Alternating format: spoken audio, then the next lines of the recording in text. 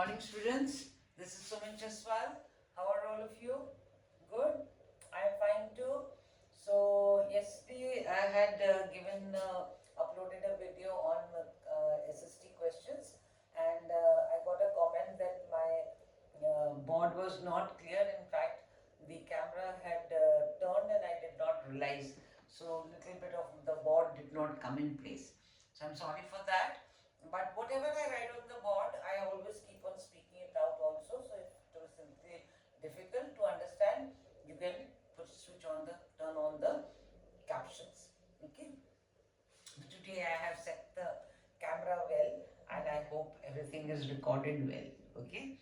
So today again I'm going to do SST, some 5 important questions. So let's get started. My first question is SST, this is a revision for class 10th.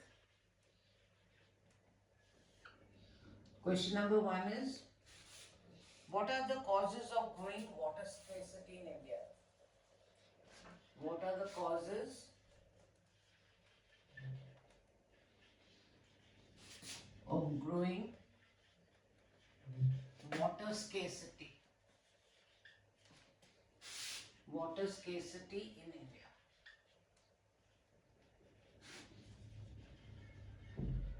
Scarcity means there is less water. There is shortage of water. Scarcity means shortage of water. What are the reasons that it is growing? Shortage of water is growing in India. Okay. What are the reasons? So this is a 3-mark question. It can also be a 5-mark question. It's a long question. Okay. So first, the reasons for water, and always whenever you start your SST answers, you give a heading. Water scarcity, just whatever is asked in the question. Take out the words important and then put a heading and underline it. Presentation is very important, okay, so that you get good marks. Water scarcity. Number 1 point is growing demand. Growing demand of water due to what? Why there is a growing demand? Due to overpopulation.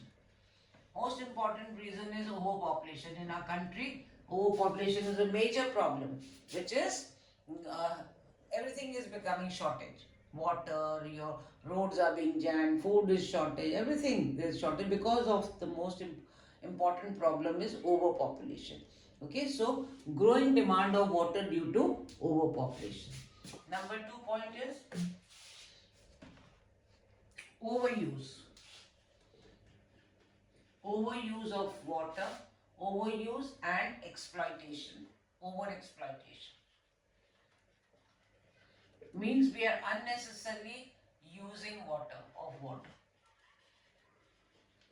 Overuse of water. Okay, water which is safe drinking water we are using for watering our plants, we are using to wash the car, we are using doing our domestic chores. Okay, so that is all. Water is being wasted. Okay, over exploitation means wastage of water, overuse and wastage of water. Instead of writing exploitation, you can use easy word, overuse and wastage. Okay, so there is wastage of water. Okay, and that you can explain.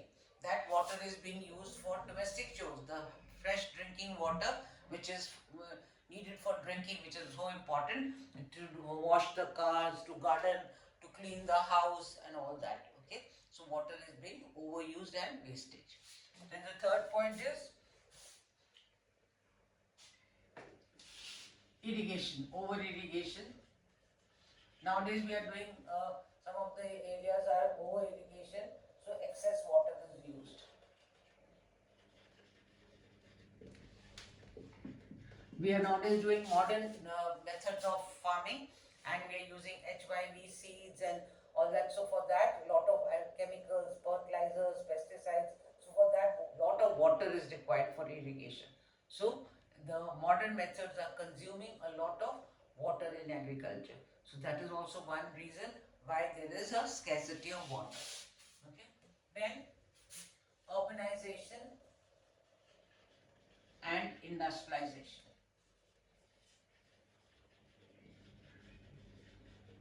as compared to villages and countryside. Urban areas means towns and cities. More water is being consumed. Okay, and now everything is developing into towns and cities. So urbanization is the cause. Then construction goes on. Take a lot of water is required for that. Buildings, settlements, houses. So urbanization is one reason also for shortage of water, and industrialization. Industries are mushrooming up everywhere, and industries require water. So this is also one reason for shortage of water. Then quality of water. Now quality of water is poor and is becoming contaminated, means polluted. Why? Why the water is being polluted? Because waste of industries is being thrown into it. Okay. Then because of modern methods of farming, chemicals, fertilizers, pesticides, they uh,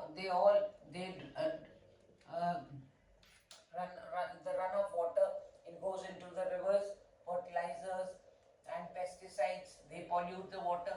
So all these waste products, they pollute the fresh drinking water. So there is a shortage of water. So all these are the reasons for water scarcity. That what are the causes of growing water scarcity in India? Growing demand of water due to overpopulation, overuse and wastage of water, over irrigation, excess water is used because of modern methods of farming, then urbanization and industrialization.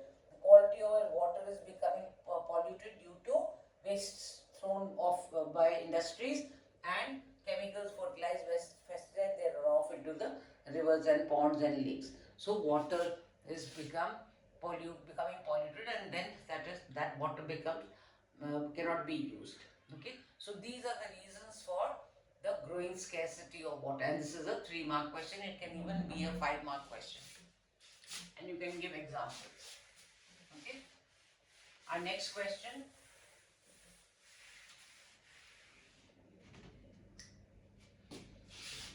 So this one was for geography. Suggest 4 measures to control soil erosion. Okay, suggest 4 methods to, so 4 marks, 4 marks question can come. Again a long question. That 4 measures to control soil erosion. Okay, why is the soil erosion, degradation of soil? Okay, so what are the reasons why? So see how the soil erosion can be controlled. The degradation of soil can be controlled, not the reasons for degradation, but reasons how to control the soil erosion. Okay, so first of all is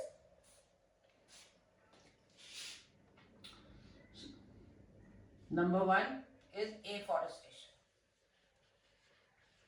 Afforestation means planting of trees.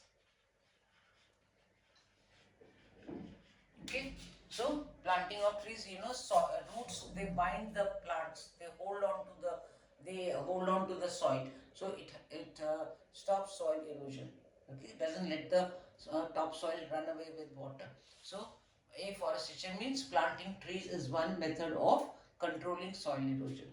Second is different types of farming can be done. For example, in mountains we can do terrace farming. Now what is this terrace farming? You have seen the mountains, they cut the land and make flat patches, and they grow all types of crops, they maize, etc., whatever is grown in the hill stations, in the mountainous areas. So they make a terrace. The mountains are cut like this, flat areas, and farming is done. So that, like I told you, the roots bind the soil. They do not let the topsoil run off with water. So this helps in controlling soil erosion. Okay, terrace farming in which areas? Mountainous areas. Then is shelter beds. Shelter beds are growing trees in a line. Okay, growing trees in a line.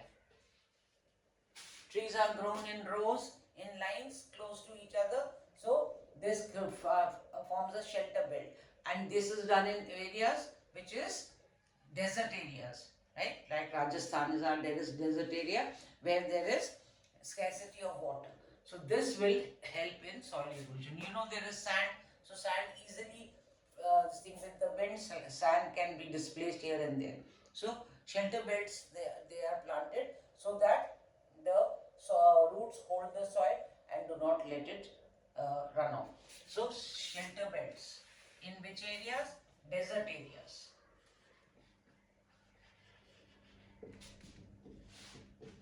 Then is strip cropping. Strip cropping is also another method of farming which binds the soil. The roots of the plants bind the soil. Strip farming, their farming is done in strips. Okay, this is the farmland and they are done in strips. Okay, they this thing and they make different. So what happens? They this helps to hold the soil. Okay, so this is in which areas? All what you call the plains. In the plains they make these strips, okay, and then they do the farming. So this is called strip cropping. This helps to stop soil erosion. Any other method? Then building dams is another method of soil erosion. Dams, they are built over rivers so that they stop soil erosion. They hold the soil together and all the areas around are cultivated so that this stops, controls the soil erosion. Then another method is contour plowing. Farming or plowing. Before you plant the seeds or the seedlings or saplings, what you have to till the land. So if you do it in the direction of the contour, means the way the sand, the soil goes, okay, in the same direction. The land is, it has a direction, the soil has a direction. If you do plowing in the same direction, you are not going against it. This will stop what you call erosion of soil. Okay, like we do waxing. So we have this heavy wax it off. So what do they do in the parlors? They put the wax and then in the opposite direction they pull it. When they pull it in the opposite direction, the hair come out. If they pull it in the same direction, the hair will not come out. So imagine when the plowing is done, if you do in the opposite direction, it will do soil erosion. So contour plowing means according to the direction of the soil, we should do the plowing so that will also stop erosion of land. So these are all the methods of conservation of soil erosion to stop control soil erosion. One is afforestation, planting of trees, terrace farming in mountains, shelter beds in desert areas, strip cropping in plains, building dams and contour plowing. Okay, so these are methods which will stop soil erosion and you can write two lines about them to explain. Our next question is, so these two are from geography. Now our third question is, again it is a geography only. Differentiate between, now this we will do in the form of a table. Intensive farming and extensive farming.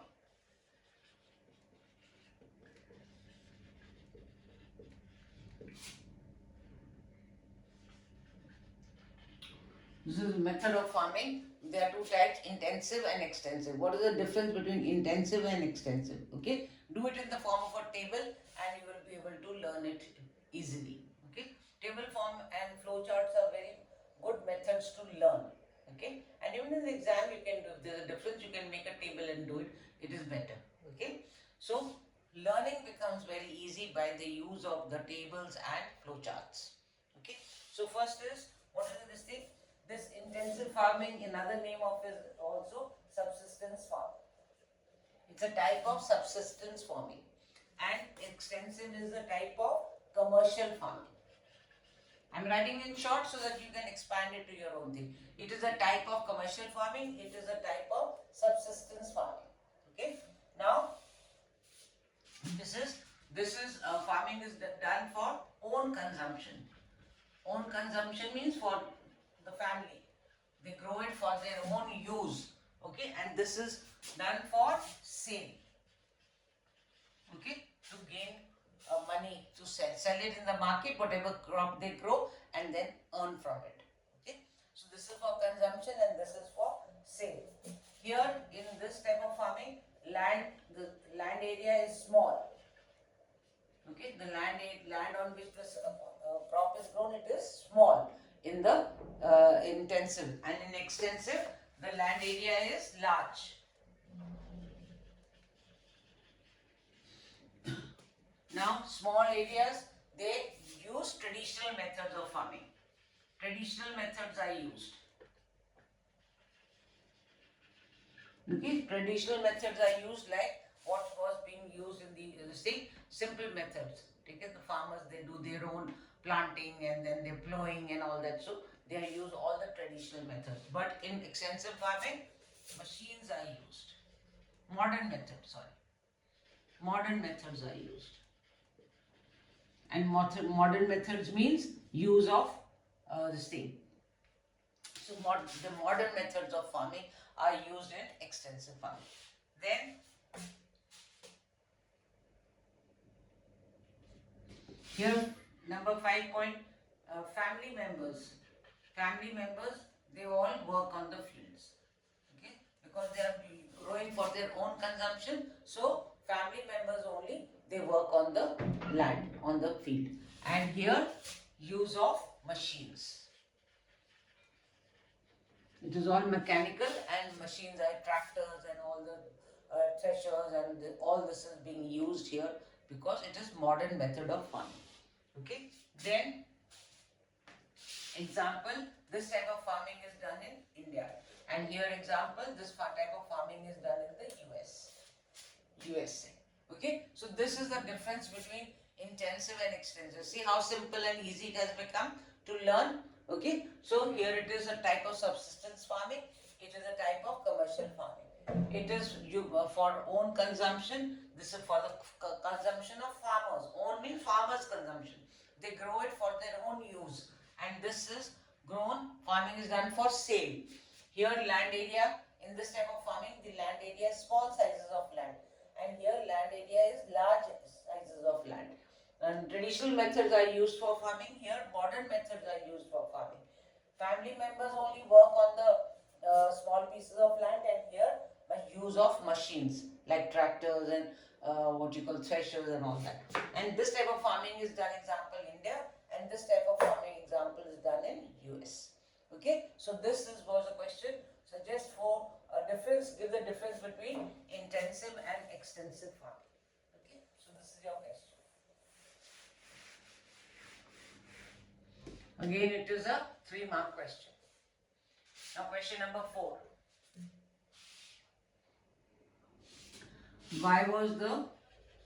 This is a history question. Why was the Khilafat movement started?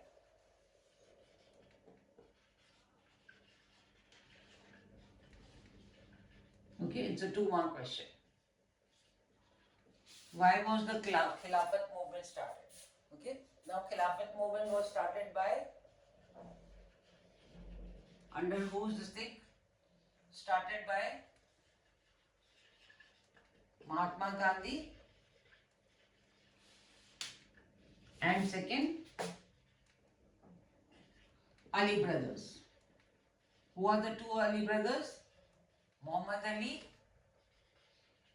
Ali and Shaukat Ali. Now, what was the reason? Okay, this movement was started by Mahatma Gandhi and Ali brothers. Okay, which are there, Muhammad Ali and Shaukat Ali. Now, what was the reason? Now, there was Ottoman Empire. The Ottoman Empire was one of the largest empire. Okay, so what happened? It was defeated by the and it was basically Muslim majority. In this empire, there was Muslim majority. Okay, it was defeated by the British. It was defeated by the British. Secondly, it was disintegrated. It was a huge empire. It was broken up. So, disintegrated. And third thing was, the rumors spread that a harsh treaty means very torturous, very hostile treaty was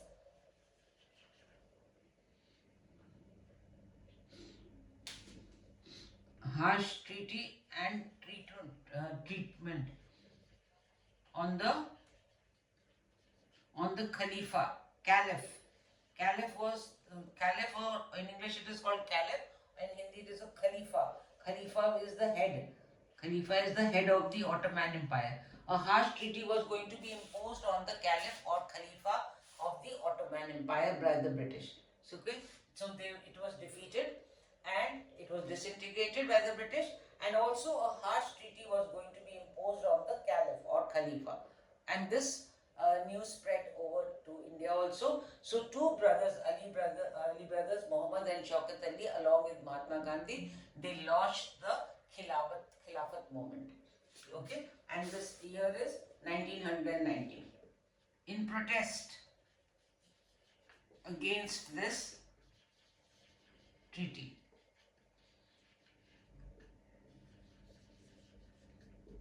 and for Gandhiji it was an opportunity.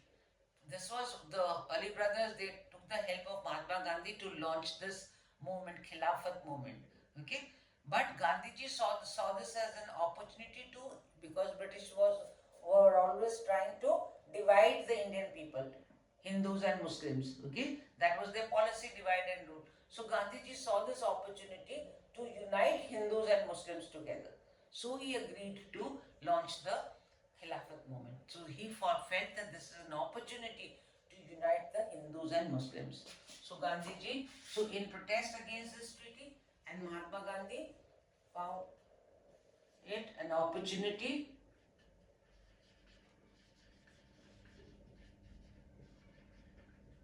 to unite the Hindus and Muslims. Now, in this way, this question can come in this way also. What, let a short note on Khilafat movement. So you can say Khilafat movement was started in 1919 by Mahatma Gandhi and Ali brothers, Muhammad Ali and Shaukat Ali. It was, the reason was that Ottoman Empire was defeated by the British. It was disintegrated, and a harsh treaty and treatment was imposed on the head of the Ottoman Empire, the Caliph or Khalifa. Okay, so in protest against this treaty, the Khilafat movement was launched, and Gandhiji felt that it was an opportunity to unite the Hindus and Muslims together. Okay, so in this way you can write a short note. You can answer this question: why was the Khilafat movement started? And write a short note on Khilafat movement. Okay, and why did Gandhiji agree to launch this Khilafat movement? Because he felt that it is an opportunity to unite the Hindus and Muslims under one umbrella. Okay, so in this way you can answer 2-3 questions, 1 mark question also, 2 mark question also, write a short note way also, or in this way also. This is an important question, why it was launched. Okay, so the reason was Ottoman Empire, which was one of the biggest empire at that time, it was defeated by the British. Okay, secondly, it was disintegrated, and third thing, it was a harsh treaty was imposed on the Caliph or Khalifa, who was the head of the Ottoman Empire. Okay, so the Ali brothers took the help of Mahatma Gandhi to launch a movement in India which was called Khilafat movement in 1919. And Gandhiji, he felt that it was an opportunity to bring the Hindus and Muslims under one umbrella. Okay, because Britishers were always trying to use the policy of divide and rule. So this is about the Khilafat movement. Okay, and the last question is, the 5th question is a 1 mark question.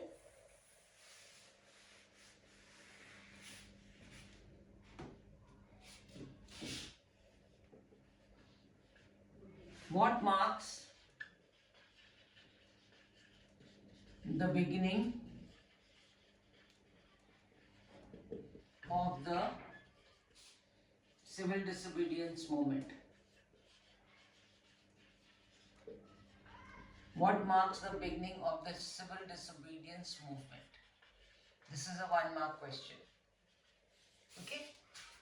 Means civil disobedience movement was started. What was the first event which started with the civil disobedience? Now this movement has started. Can anybody tell? Okay, good. So the answer is the Dandi March.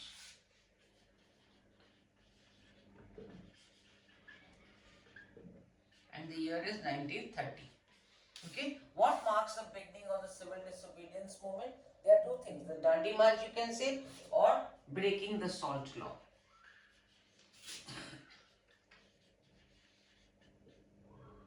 Gandhiji marched from his from his ashram Sabarmati to Dandi. Dandi is a place in Gujarat.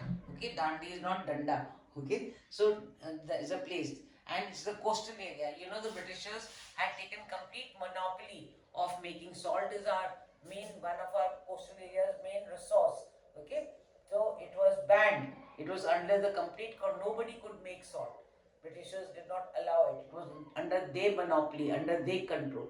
So Gandhiji from Sabarmati to what you call Dandi marched with his followers, and there he went and broke the law. You know, law means if you break a law, what happens if you are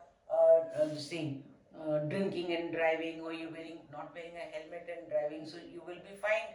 Okay, you're breaking the law. So he broke the law of making salt. Okay, and of course people were arrested, beaten up, etc. All over the coastal areas, people started breaking the law by making salt. Okay, so this was the famous Dandi March. So you can even say what marks the beginning of the civil disobedience movement, the Dandi March, or you can say breaking the salt law by Gandhiji. By Mahatma Gandhi. By Mahatma Gandhi. So students, today I gave you 5 questions. 2 were of geography, 3 were of geography, and 1 was for history. I just take random questions, seeing the important chapters, and I give questions, and it comes out automatically like it comes. Okay, so 2 marks, 2 questions are from history, and 3 questions are from geography. Our first question was, what are the causes of growing water scarcity in India? Second question was, suggest 4 measures to control soil erosion. Third question was, difference between intensive and extensive farming. Fourth question was, why was the Khilafat movement started? And the last question was a 1 mark, what marks the beginning of civil disobedience movement in India? Okay, students, so today I again have given you a mixed bag of 5 questions. Please note them down and try to answer them. Write them down, answer them, learn them, and this will really help you. Last class also I gave you 5 questions, and today also I have given you 3 of geography and 2 of history. So keep on doing your questions, students, and definitely you will be able to answer them in the exam and will score good marks. So thank you, and sorry again for yesterday's camera not being set correct, and I'll always try to do that. I'm not very savvy with all this camera and video making and all that, but anyways I will try my best. And thank you all of you, and don't forget to subscribe, like and share, and please do comment also if there goes anything wrong also. And you can also ask me any lesson that you want to be explained or some questions. I will happily answer them. Okay, so God bless all of you. Thank you.